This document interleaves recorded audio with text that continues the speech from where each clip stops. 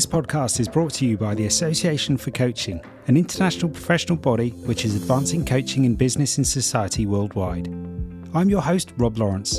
In this new series, I talk to coaches, leaders and experts who share their passion for this incredible profession and their knowledge of how to do marketing well. Our ambition is to contribute to the development of the coaching profession and to bring you some new ideas, insights and strategies so you can create an impact with your coaching and marketing. Welcome to another episode in the Make Time for Marketing series. My guest today is Sai Blackbyrn. Sai is the founder of Coach Foundation and best-selling author of a number of books in 9 countries, having written books including How to Start a Successful Online Coaching Business and the 12 Steps to Getting a Consistent Stream of High-Paying Clients. Today, we're going to talk about finding focus on your marketing journey, and we're also going to look at the benefits and some of the traps and mistakes of niching as you develop and evolve your coaching business.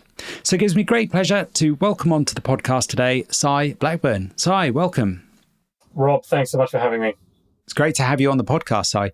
So let's begin with a bit of an insight as to who you are and where you come from. And I'd love to ask you what marketing means to you and how do you see this term marketing fit into the grander scheme of things as a coach and as a mentor?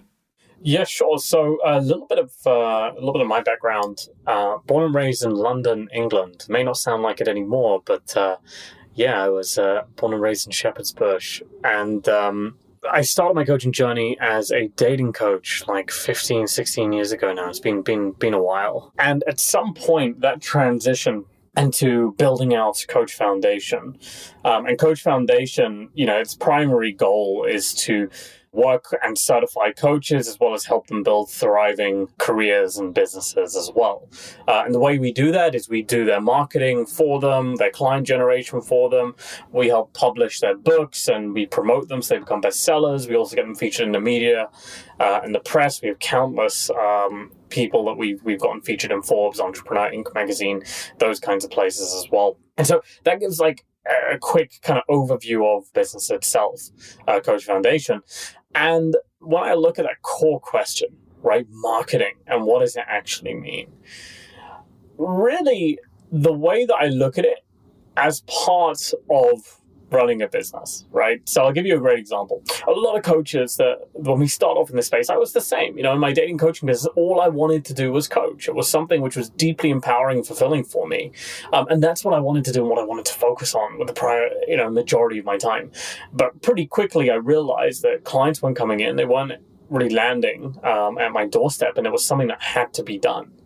And so what really has happened in today's world is that if you want to coach, right, and just be a coach and do absolutely nothing else, really you only have one option to do that, which is to get a job with a corporate company where you can actually be a coach. Now, the downside, and do nothing else in terms of marketing, business development, operations, sales, all of that. You just sit there and empower other people. Now, the upside of that is you get to do what you really want to do. But the downside is it's going to be really challenging to earn the kind of income that you can actually earn as a coach. You have very little control over what it is that you're actually giving or doing because, again, the company you're working with, they're the ones that are going to dictate that, right? So that is really the journey for a coach that doesn't want to do marketing. However, if the other side is that you create a business, right? A coaching business. And part of that coaching business is doing operations, business development, sales, customer support, client support. But a big part of that is actually getting clients in, right? Which links directly to marketing. So when I look at marketing, I look at it as a necessary part of running a thriving coaching business. Right, with all of the upsides in terms of income and impact and, the ability to truly be fulfilled in your coaching career. So that's the way that I see marketing and the way we see it at Coach Foundation. Wow, that's really insightful, Sai. And I really enjoyed what you were saying there about actually giving yourself options and what the upsides and the downsides are if you just want to be a coach and that's the only thing you want to do there. And I think many of our listeners will be able to relate with what you're describing there, which is if you just want to coach, then actually your options are somewhat limited. But if you want to run a coaching business, then you potentially, what I was hearing there is your options are somewhat unlimited. So I think with all of that in mind, I'm curious then. So for those that are interested in taking their coaching forward and I suppose stretching themselves beyond just their coaching skills. So when it comes to the business side of coaching, what do you feel is stopping coaches from being able to market effectively? Ultimately, running a business is like stepping onto one side of a canyon and taking a leap, hoping that you'll land on the other side.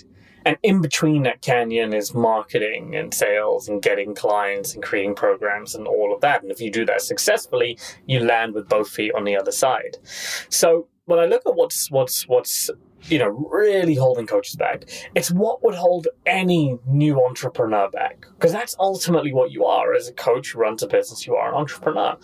And there's this massive fear that, hey, what if I fall flat on my face? What if I do a podcast with Rob at the ACP and, it goes badly? What's that going to mean for me? What about when I put my message out there and my family sees it and they don't approve, or my friends make fun of me? There's this massive fear of failure, which is linked to their identity as a person, right? That they believe themselves to be a certain way, to be a certain person with different morals and ethics and a different kind of personality trait as well. And so what happens is when you really kind of step in to running a business, you have to be willing to risk falling flat on your face. You have to be willing to risk, running a webinar and having nobody show up, to, going on a podcast and be completely embarrassed with your performance, because it happens with all of us, right? If you look at the earlier podcast that I did like 10 years ago, 11 years ago, it's like shocking. It's cringeworthy. It makes my toes curl. So really it comes down to, Rob, there's this unacknowledged fear of failing and what it would mean for their own sense of self-identity if they failed, right? And their friends and their family publicly saw it, right? And I remember the first time that we ever ran an ad, right? I actually excluded, because when you run Facebook ads or Google ads, you can exclude certain locations, right? I remember the fear was so great in me, right, that I would fall flat on my face. My friends would see my ads, my family would see my ads, and they would just make fun of me, that I decided to actually exclude London, right, where I was born and raised, so that nobody from that territory would see my ads. And it's interesting, right, as you get more and more established in the business and in what you're doing and confident in what you're doing, that fear really fades into a level of apathy, right? In the sense of you're just not bothered what people think, including people that you once would hold the highest opinion, right? Your friends and your family of what you're doing. Your focus in your job becomes on serving your niche and serving your audience to the best and the highest of your ability. So it's really down to that fear of failing and what it would mean for them that holds them back. And that's especially true when it comes to marketing. It's especially true. And what you'll find, Rob, is ultimately this fear causes a new coach, and I can relate to this, to just perform badly on webinars, on podcasts, because they never really express themselves authentically because the fear is there. Wow, this is great. So a number of the things you've mentioned there have already come up in the series, which is this fear and fear of failure, and also what you were saying there about taking risks and jumping across that canyon, which we'll come back to in a sec. But I loved what you said there about, this being a matter of identity and our self-identity, and then that fear over time leading into apathy. And then that's what creates the sort of stuckness that we're perhaps feeling towards actually putting ourselves out there confidently to express both ourselves and what it is that we have to offer. So I'm curious, with that in mind, Sai, I've got this image in my mind there of that canyon you were describing there, and bridging that gap is actually our marketing between what we're really good at doing and who we could be doing it for and what kind of business we could create. I'm curious to know, in your experience working with many business folks and many coaches, what are some of the mistakes that people make, and what are some of the things that you see consistently work in terms of making it across that canyon successfully? So it's a great question, right? It really is, because it's two prongs, right? The one side is the tactical. It's like, do a webinar this way, get clients that way. And the other is more philosophical. And what I found generally, Rob, is the philosophical will dictate the tactical. Right? So if I believe a certain something about a topic, it will manifest in the tactics and strategies I use to attain a goal. So I'll give you an example, right? If I believe that coaching should be free, I'm going to have a hell of a time charging for it. And even if I do charge for it, it's going to be very difficult for me to charge what I'm really worth, right? If that makes sense. And so the first place to really look are the philosophies that you believe, right? That I believe around what is it that I'm doing, right? Do I believe in, hand on my heart, that what I'm doing is meant to manifest in the world, that I'm meant to make a difference, that I'm meant to transform lives, and that I should be paid handsomely for it? Do I truly believe that? Or is there a chink in that armor? Of philosophy? Because if there's a chink in the armor in terms of your belief that you are meant to be this person out there inspiring and transforming the lives of others, that is something which you need to look at immediately, right? Or really just say, is there something that's there for me? Because if there's a chink there, what's going to happen is everything that you're doing in order to leap across that canyon is going to be sabotaged in one way or another. Right? So the fundamental philosophy of what you believe about yourself, your message, your journey, your purpose in life dictates the run-up speed that you have, so to speak, before you jump over that canyon, right? Got it. So if I look at the more tactical side, right? Firstly, the tactics that you choose are based on the philosophy that you have. So if you're somebody that has an issue with who they are as a person, you're going to choose tactics in marketing which don't quite put yourself out there as much. You don't fear the risk of embarrassment or failure versus somebody who completely believes in themselves, right? On their message and what they're doing. Ultimately, you have to look at everything that you do as an experiment. Either it'll work or it won't, right? You have to look at it the way a scientist would look at it, right? I'm running a podcast today. Is it going to generate me clients? Yes or no? Let's try it. If it worked, great. I'm going to do podcasts going forward. I'm going to run Facebook ads tomorrow. Is it going to work? Yes or no? If it doesn't work, then don't do it. So it's really looking at it from a scientific angle and saying, all right, cool. If this works, great. If not, no worries. I'll try something else. Now, in terms of the actual tactics that work, we kind of boil it down and kind of look at where do you fundamentally start? We have to look at what do people buy when it comes to a coach, right? What are they actually buying? And if we really kind of ask that question, what we'll realize is that it's fundamentally different than buying a phone or a computer where you're comparing stats, right, between a phone or a computer or a brand. What somebody's buying when they sign up with a coach is firstly and foremostly they're buying an outcome, a result, right, a solution to the pain that they're experiencing. So if you're a health and wellness coach and you focus specifically on weight loss, they're finding a solution to the pain of being overweight and what that means for their own body image, as an example, right? And then secondly, they're buying that you are the messenger, you are the person that's going to take them to where they want to get to. So with that in mind, right, and knowing that ultimately they're buying a solution to their pain, they're buying you as a messenger to take them to that promised land of a solution, then we have to look at actually what works in order to enroll somebody like that, right? And what works in order to enroll somebody like that is something called long form marketing, right? Not short form marketing. Long form marketing are things like webinars, things like videos, which are 5 to 10 minutes long, things like podcasts, as an example. These are things which work wonderfully in terms of getting traction and getting clients. But I do want to say, right, a lot of the time when people get these opportunities to go on a webinar with a famous person or a podcast or something like that, what they fail to do is they fail to understand that pain moves a client to action more than desire. It's a very fundamental thing. Pain moves a client to action more than desire. So what happens on these kinds of live presentations that they do is they throw the farm at the listener, right? This is what you have to do. Take these steps and you'll achieve that outcome. Whereas the reality is the things which generate clients are very often the opposite. Right? It's about getting them to be fully present and aware of the pain of inaction, right? The pain of staying where they are and doing nothing about the problems which they're experiencing, right? What we found repetitively is getting and really rattling the awareness of the pain that somebody's experiencing will get them to move to action far faster than giving them all the solutions. Wow, that's really insightful. And I love what you're saying there about pain being a more motivational driver than desire.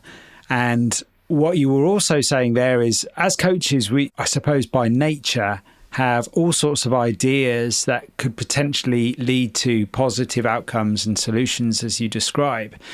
But I think it's easy to forget that when it comes to actually inspiring people to take action, and I guess that's partly what this series is about, is inspiring people to take action with their marketing. It's actually about risk of inaction, i.e. staying in that place of pain by not taking action, is what I was hearing there. Yeah, I mean, I just have a comment on that, right? That ultimately what is marketing? It's empathy. That's what marketing is. It's knowing that somebody else knows what I'm going through. And empathy very rarely powerfully moves people to action from a place of desire. It moves people to action from a place of pain. That if I understand your pain deeply and wholly, right, I become your trusted advisor, your fiduciary, so to speak. To help you to get to where you want to be. So that's really what marketing is. It's simply just empathy, but empathy from the angle of I understand your pain. And it's important that you also understand your pain holistically. Yeah. Right. And it's actually what all great doctors do. I'm from London, England, and so the kind of financial setup of medicine is a bit different over here. But in the States, the doctors, quite frankly, that make the most money get clients to really realize the pain of inaction. Right. That little issue that they have on their little toe is actually going to ripple out to the point where their right knee is going to get arthritis if they don't act and, get surgery or take, this kind of medicine today. And that's really where your clients are at. And you really have to understand that clients experience a little pain in their toe, and that's why they're searching for solutions. But what they don't realize is that everything in their life is interconnected, and that at some point, if they don't deal with the pain in their little toe, it's going to affect their knee, and their knee is going to buckle. Your job as a coach, prior to serving them their solution and helping them get to where they want to be, is to get them to realize that their knees are about to buckle if they don't do something about it.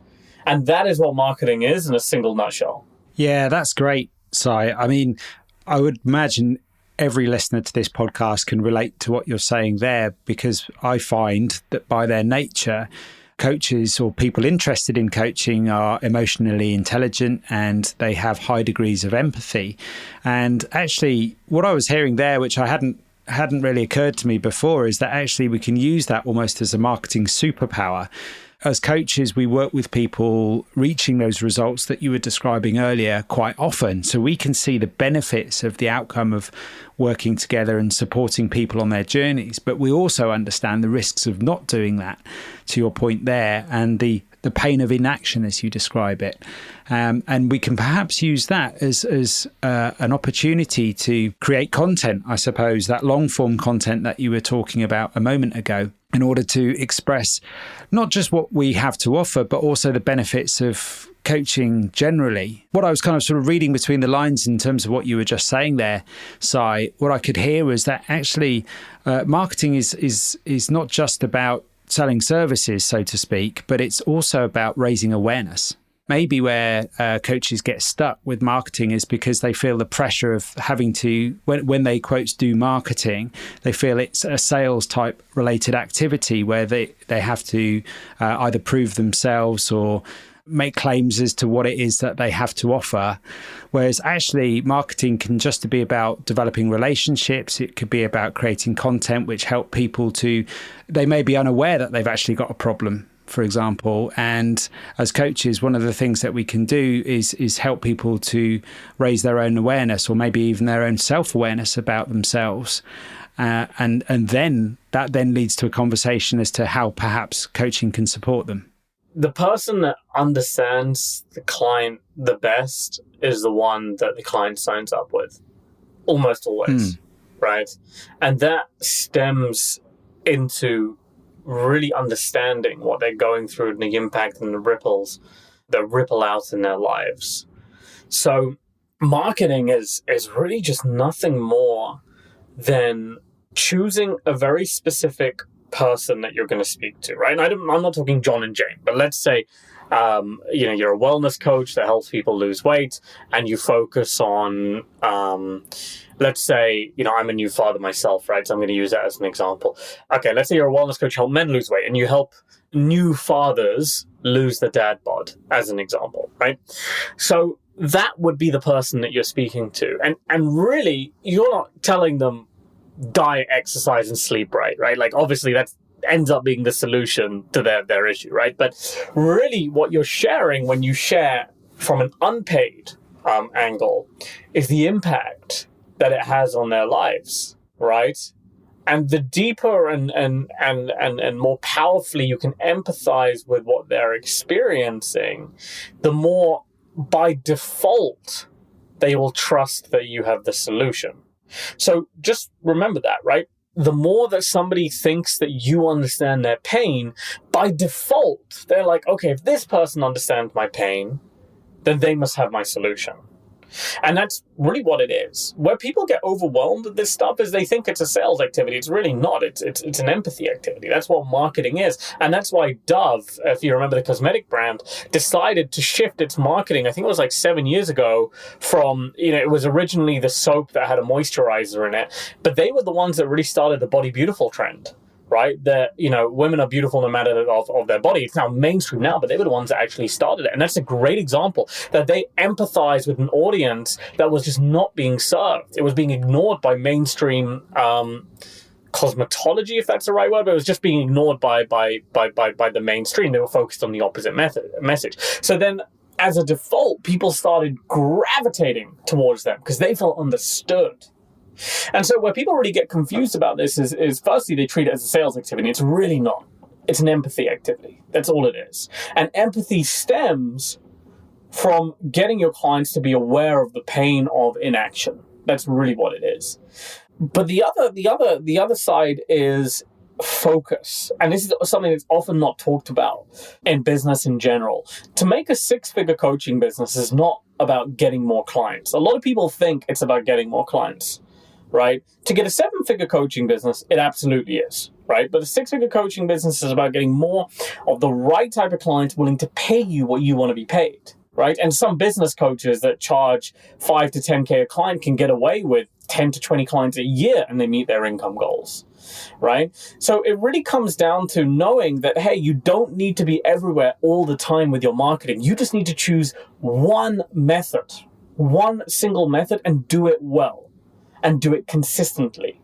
And as long as you choose one method, you do it well, you do it consistently, you follow the basic framework of marketing, where your only job is to empathize and rattle somebody's pain, versus provide them solutions, you'll do very, very well as a coach. And you see it all around you when you really look behind the matrix, so to speak, of what successful coaches are actually doing.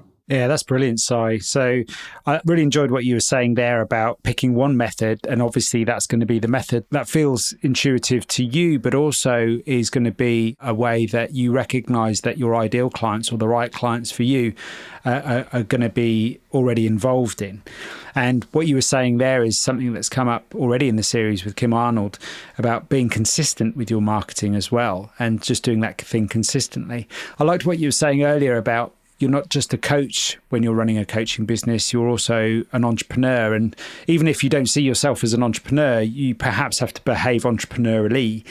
And I like what you said about also being a scientist and treating marketing almost as an experiment as well, and trying these things out until you find your own groove and what fits for you, as well as those that you may see as your sort of ideal clients there. You kindly offered an example there of a brand that projects what you were describing there in terms of having an empathetic view towards their customers. I was just wondering if you have any other examples, perhaps in the more in the coaching space, of where you've seen marketing done really well and what it was about that marketing that particularly stood out for you. Tons. There are plenty of people that do a really good job inauthentically and end up, ripping off their clients. But the ones that have done it authentically, the one that really comes to mind is Tony Robbins when he first started out, right?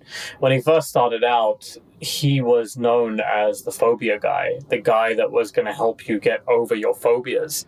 And everything about, what he did back then was focused on that core message. So if you want to get over your phobias, you want to do it quickly, you'll end up going with Tony. And so now if we look at what he does, it's very, very difficult to kind of pin down who he is, right? Because he's so mainstream at this point. But it really did start, and he quotes about it in some of his interviews on the phobia side. So he was one that did phenomenally well at this as well. The other one is John Gray, Men Are From Mars, Women Are From Venus, right? And he was a perfect representation of his target client's dream outcome. A happy marriage where I think he was 4 decades in, or 3 or 4 decades in, after having gone through an unhappy marriage and that ended up breaking up, right? So it's like a perfect representation of the hero's journey for the client, right? The client may have gone through something similar to John Gray, but John Gray is out on the other side of it. And from, for all facts and purposes, he looks, and she and his wife, because his wife's on stage, looks like the type of couple who you want to be, right? So not only are they able to get a deep level of empathy, not just in the book, but also in the seminars and the videos, but also their life looks like the hero's journey. It looks like the ideal and ultimate outcome of what everybody wants to achieve in that particular niche. So it really starts with the audience first. And this is something which a lot of people mistake, right? They say, okay, cool, I'm a coach, I do this, let me find people who want what I do. Whereas, and they call that, in the business world, they call it product market fit. Whereas the reality is it's the reverse of that. It becomes market product fit, right?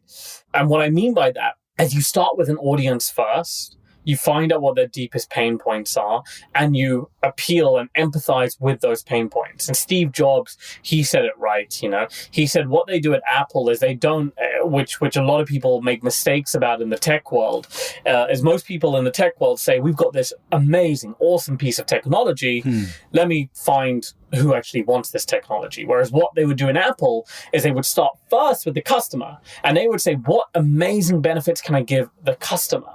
And out of that came 1,000 songs in your pocket, if you remember the first iPod. Whereas I think it was Toshiba or Sony, I think it was Toshiba. They were the ones that created the hard drive, right? Which the iPod ran on, the 1-inch, 1 gigabyte hard drive, I believe it was. They were the ones that created that, yet they had no idea how to make it work. Whereas what Apple did is they said, what does the customer want, and then how can we build it? And then the hard drive that Toshiba made became part of it. So my point in all of this is, while I can give you great examples, the common theme is simply this. You start with an audience first. Who do you want to target, aka your niche? What are their pain points, and how are you appealing to those pain points? So that's hugely insightful. And I love the way you flip that product market fit to be a market product fit and think about the market first. I know that in your work, as I've researched it, you talk about, sort of finding a niche, but the importance of also finding something that you're passionate about. What are some of the challenges, or perhaps what are some of the solutions maybe to, it may be that as coaches, we're able to find a market with a need, an unmet need, and maybe that need is something that they are willing to pay for to have a problem solved. But it may not necessarily overlap with our passions or what we're good at as coaches. What sort of tips would you offer our listener in terms of being able to find that sort of perfect blend, that crossover of finding a niche that works well for you in terms of your own services, as well as in a market that's willing to pay for coaching services? I mean, that is the age-old question, right? That every single business guy tries to figure out. Yeah. It's like, where is their value in a way that somebody wants to pay for it? And you get these crazy ideas which are built around that. And again, you may notice, right, in the podcast, I constantly refer to you as an entrepreneur, right? As a founder, in fact, as well. So that's not by accident, because ultimately that is what you're doing as a coach. You're building a business, and it's important to remember that. So most successful founders in any fields have been where their audience is, and they've achieved the outcome that their audience wants, right? At least first-time founders. And so what that does gives them a profound level of empathy and understanding of the audience. And thus, when it comes to marketing, now that you know really what marketing is empathy, they're able to not only create programs and products which people go wild for, but also marketing which empathizes, to a point where somebody's heart is just wide open listening to it, right? So bringing it back for a moment, the very first place to start, and obviously I can kind of tell you where the most profitable segments are in coaching, and I'll do that in a moment. But where you start is really ask yourself, what have you achieved in your life that somebody else wants to achieve, right?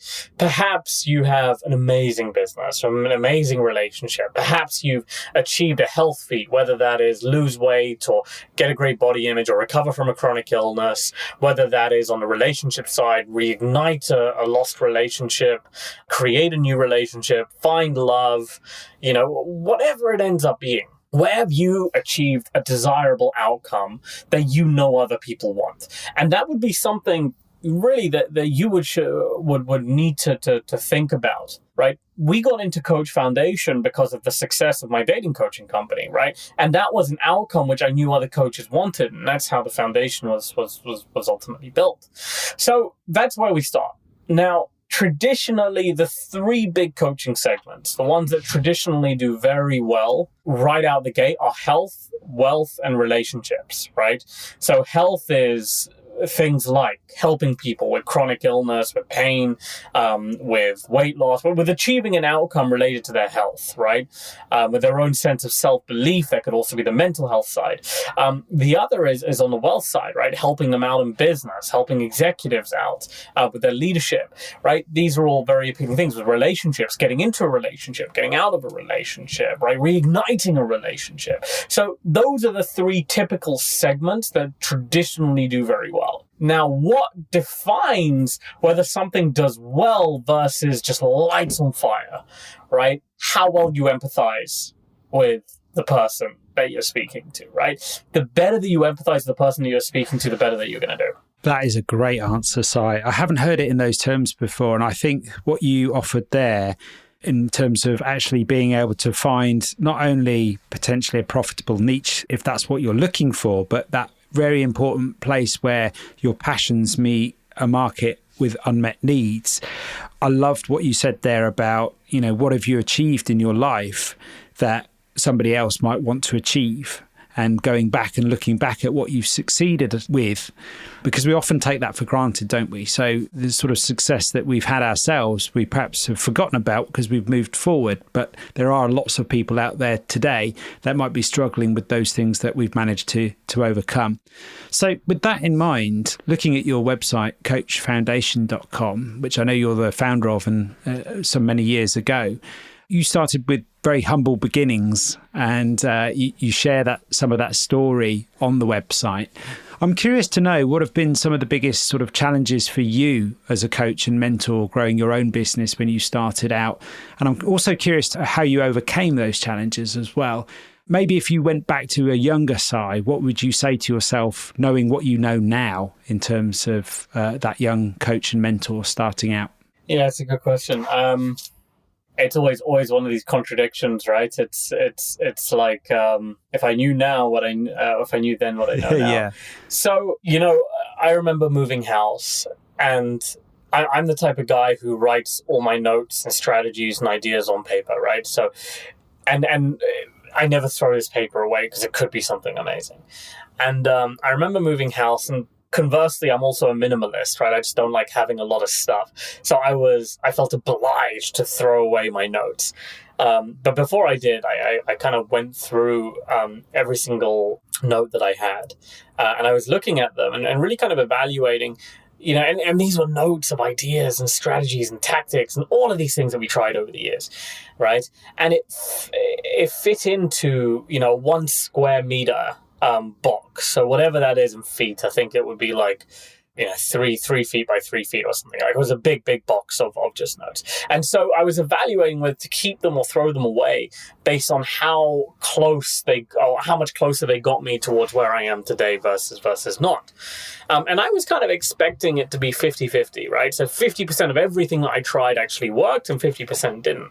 But the reality was actually shocking, Rob. It was completely shocking. It was when I'd finished kind of packing up and deciding what notes I'm throwing away versus what I'm keeping and taking with me. It was something like 98% of all the notes I ever made, all the strategies, all the tactics, everything I ever tried was being chucked away. It failed. And that's what I was throwing. Wow. And 2% or less, it might have even been less than 2%, were the things that actually worked, right? They were the things that got us to have tons of people working for us, right? As of this recording, it's like 45, which are full-time with us. And it was just a tiny, tiny fraction of all the things that we ever attempted. And it's kind of humbling when you see it, right, in front of you, quantified in that particular way, that most of what you do in whatever endeavor you are trying to achieve your goals will not work. And that's okay. Because you don't need a lot of stuff to work in order to reach your goals. You just need a few things. And so it's a little bit like a boxer, right? That gets into the ring. For a boxer to become legendary, they just have to win, a few world titles consecutively. That's obviously, easier said than done. But it's not like they have to win every single fight that they get into, right? And win every single practice match. They just have to win a few. And the moment that they win one, they'll have Nike calling them up saying, hey, we want to sponsor you with a new shoe and stuff like that. So really kind of looking back, the advice that was there is just be relentless in the pursuit of what you want. And most importantly, know what you want. Right? You may not want to have this crazy, 8-figure entrepreneurial dream where you're on stage 300 days of the year, having thousands of clients with multiple trainers and all of that. You may want kind of a boutique, 10 client a year, high ticket coaching business, right? But defining what you want and then being relentless in the pursuit of it, in spite of all of the things which don't work along the way, and they will come at you in the truckload, right? It's almost a recipe for success, right? If 9 out of 10 attempts fail, just try 10 times, right? Because one of them is going to give for you. And that's just what I have to say on that. That's great.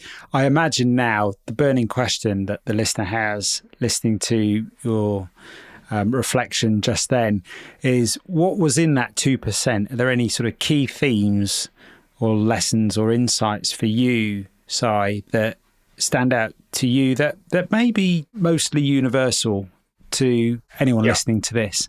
Yeah. Stop doing low ticket. Stop selling low ticket programs and products, right?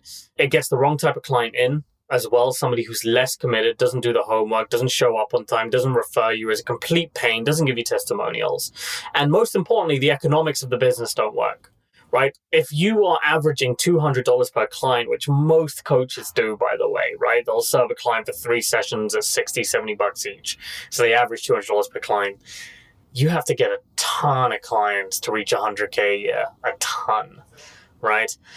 And, that's not to mention refunds. That's not to mention, having to get these guys in the first place. It's just a nightmare overall. Whereas a high ticket coaching business, you need very few clients. Because you need very few clients, you don't have to do a ton of marketing. You could focus on a few efforts every month versus like every day you're grinding at it.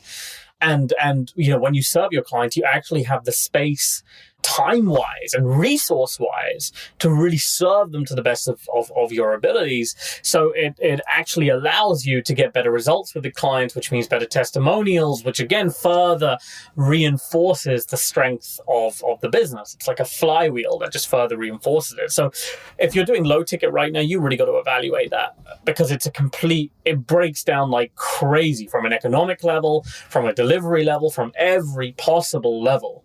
Doing a low ticket coaching business is a bad idea, right?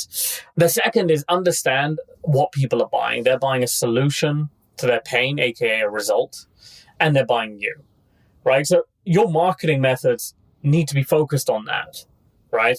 So in terms of what you choose, I would choose anything live, right? Anything where you are able to present, whether that's a podcast, whether that's a meetup, whether that's a webinar, whether it's a seminar, whatever it is. Those by far have been the easiest ways to get high ticket clients that we've ever tried. The downside of them is they don't scale very well, right? You're not going to get beyond maybe $500,000 a year with those kinds of methods.